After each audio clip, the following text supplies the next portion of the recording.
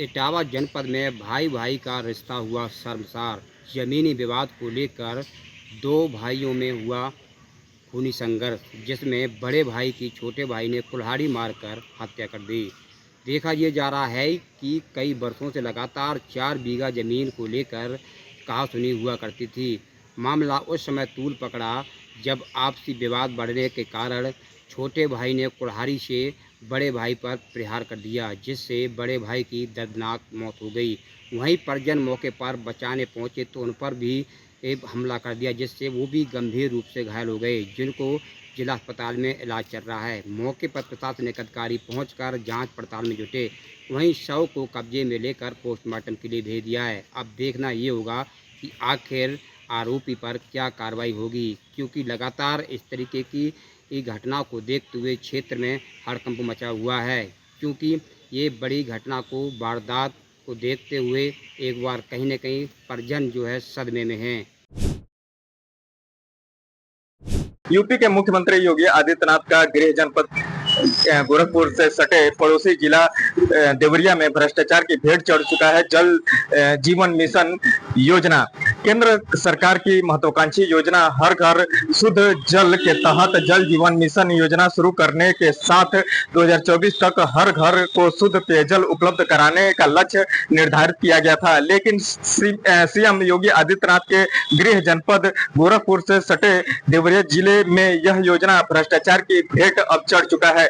योजना के तहत करोड़ों की लागत से हर ग्राम पंचायत क्षेत्र में पानी की टंकी का निर्माण होना था। साथ ही समय सीमा के भीतर ग्रामीणों को शुद्ध पानी सप्लाई उनके घर तक पहुंचानी थी, लेकिन घरों तक पहुंचाना तो दूर, वहीं पानी की टंकी का निर्माण कार्य भी पूरा नहीं हो सका है। स्थानीय ग्रामीणों का आरोप है कि विभागीय अधिकारी और ठेकेदारों के बीच मिलीभगत ने इस योजना को विफल कर रखा है।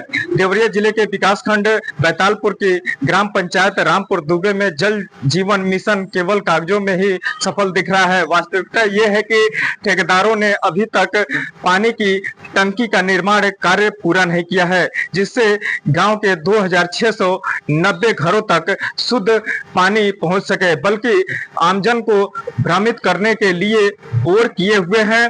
पंप से डायरेक्ट पानी की सप्लाई किए जा रहे हैं, जिसमें पानी गंदगी के साथ पीला होने की भी शिकायत आ रही है। यह समस्या केवल ग्राम पंचायत तक सीमित नहीं है, बल्कि पूरे जिले में समान हालत बने हुए हैं, क्योंकि विभागीय अधिकारी अधूरे कार्य की ओर नहीं ध्यान दे रहे हैं, जिससे 3 साल बाद भी जल जीवन मिशन का उद्देश्य पूरा नहीं हो सका है, जिससे ग्रामीणों में भारी निराशा और गुस्सा दिखाई दे रहा है। हल्की बारिश के चलते नगर निगम के आसपास का एरिया बन जाता है स्विमिंग पूल। ये तस्वीरें जो हम आपको दिखा रहे हैं, ये तस्वीरें शहीद पार्क के गेट की हैं। यहाँ पर देखें किस तरह से पानी भरा हुआ है, लेकिन नगर निगम इतना लापरवाह है कि वह नालियों की सफाई तक नहीं करवाता है। आए दिन यहाँ पर पानी भरा होता है क्योंकि नालियाँ चौक हैं। अब हम आपको वो तस्वीरें दिखाते हैं जिसे देखकर आप कहेंगे ओह माय गॉड। ये तस्वीरें देखिए, ये नगर निगम के अंदर की तस्वीरें हैं। देखिए, जरा सी बारिश हुई और नगर निगम का कार्यालय बन गया स्विमिंग पूल, लेकिन प्रशासन को कोई फर्क नहीं पड़ने वाला, क्योंकि प्रशासन सिर्फ कागजों में दिखाता है कि नगर निगम अच्छे कार्य करता है, नंबर 1 का खिताब पाना चाहता है, लेकिन जमीनी हकीकत हम आपको दिखाएंगे, क्योंकि जमीनी हकीकत पर कोई भी काम नहीं होता है। ऐसी कई समस्याएं हैं जिसे देखकर आप कहें कि नगर निगम लापरवाह दिखाई पड़ रहा है, लेकिन यह बात सच है कि नगर निगम किसी तरह की व्यवस्था नहीं कर रहा है, क्योंकि आने वाला समय बरसात का समय है और बाढ़ आने के चांस यहाँ सबसे ज़्यादा होते हैं, लेकिन नगर निगम चैन की नींद में सोया हुआ है। अब देखना यह है क्या नगर निगम इस शहीद पार्क के आसपास की सफाई व्यवस्था को देख पाता है, नालियों की सफाई करवाता है या नहीं, यह आने वाला समय बताएगा। अपनी जनता पार्टी ने आज धरना प्रदर्शन किया है। स्कूल को मर्ज जो करना था राज्य सरकार को, उसके खिलाफ। क्यों? क्योंकि स्वामी प्रसाद मौर्य इस पार्टी के राष्ट्रीय अध्यक्ष हैं और ऊंचाहार के जो पूर्व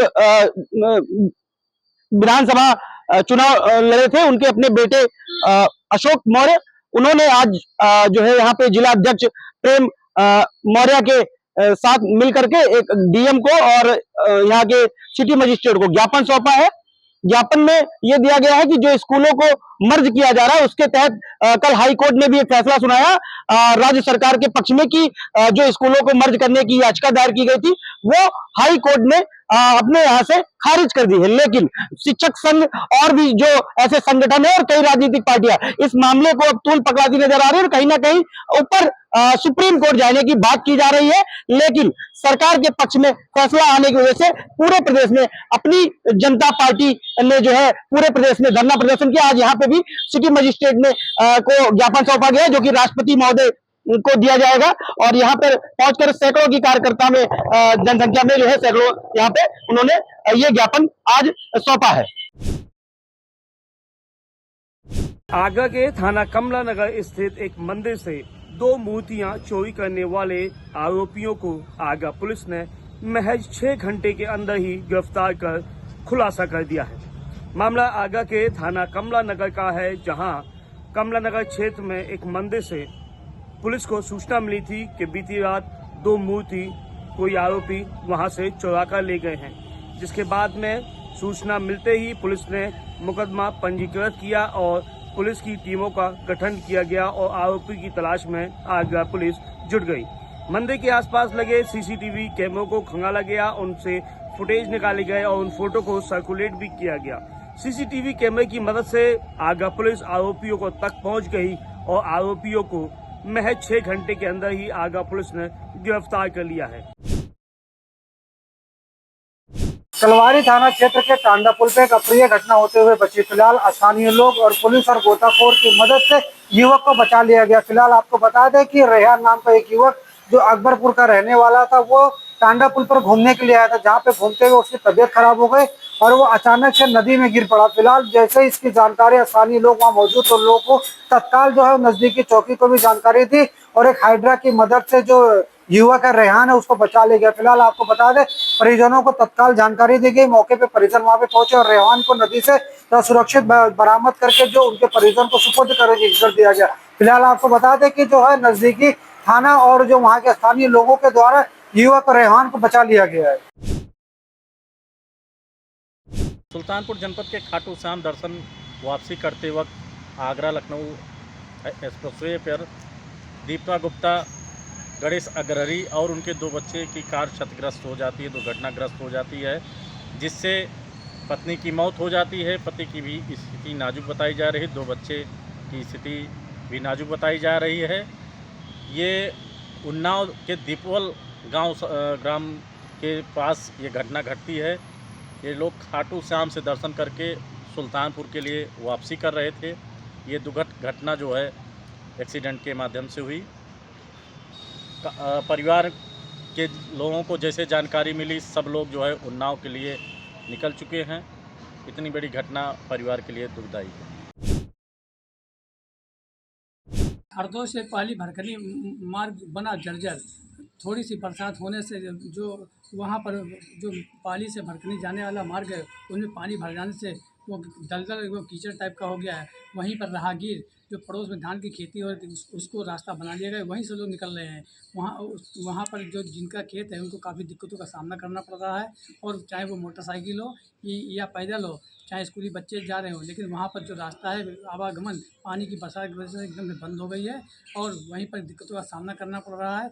वहाँ के जो अधिकारी हैं जो रोड को लेकर अगर हम बात करें तो रोड वहाँ पर जो है पानी का क्या सैलाब बन चुकी है और निकलने में ग्रामीणों को काफ़ी जो है परेशानियों का सामना करना पड़ रहा है।